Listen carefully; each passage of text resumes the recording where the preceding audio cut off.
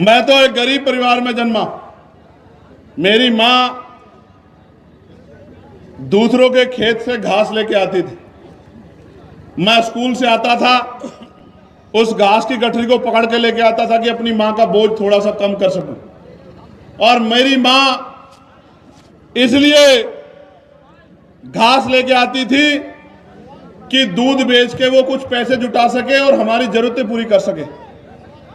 आज भी हमारी माएं बहनें बहुत बड़े पैमाने पे खेत ना होते भी खेतों में जाके घास लाके दूध बेच के अपने घर को चलाने का काम करती। मैं ऐसी मातृशक्ति को जय भीम करता हूं।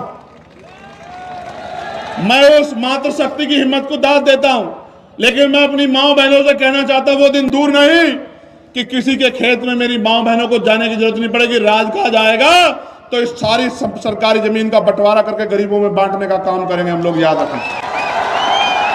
मैं फिर कह रहा हूं, भले ही आपके पास नहीं आता हूं, भले ही आपके घरों तक नहीं पहुंचता हूं, भले ही आपसे हाथ नहीं मिला पाता हूं, लेकिन वचन देके कहता हूं, अगर आंदोलन आगे बढ़ता रहा और आपने सहयोग आशीर्वाद वोट के रूप में दिया तो वो दिन दूर नहीं कि हर घर में चंद्रशेखर काम के रूप में आएगा, आजाद समाज पार्टी काम के रूप में आएगी।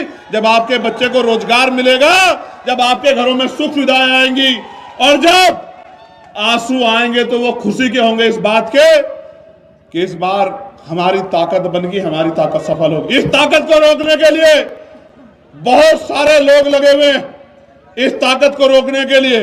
और वो ताकत मेरी नहीं रोकना चाहते, वो किसकी ताकत रोकना चाहते हैं? वो आपकी ताकत रोकना चाहते हैं, वो आपको कमजोर करना चाहते हैं।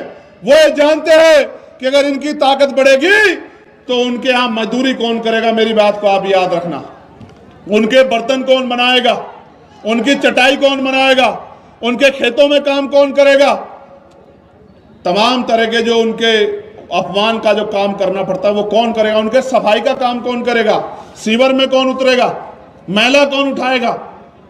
इसलिए कह रहा हूं, नौजवानों को कह रहा हूं, खूब पढ़ो, ज्ञान में किससे पीछे मत रहो, एक रोटी कम खाओ जो गाड़गे जी महाराज कहते थे, लेकिन पढ़ो और पढ़ाओ, ज्ञान हासिल करो, शिक्षा हासिल करके रोजगार की तरफ को बढ़ो, अंधविश्वास पाखंडवाद को जोड़ो, भाईचारा बनाओ और संवैधानिक रूप से संघर्ष करके ऊंचे ऊंची कुर्सियों पे पहुंचो और उन कुर्सियों पे पहुंच के अपने गरीब कमजोर लोगों का हाथ पकड़ने का काम करो, उनके आंसू पोंछने का काम करो।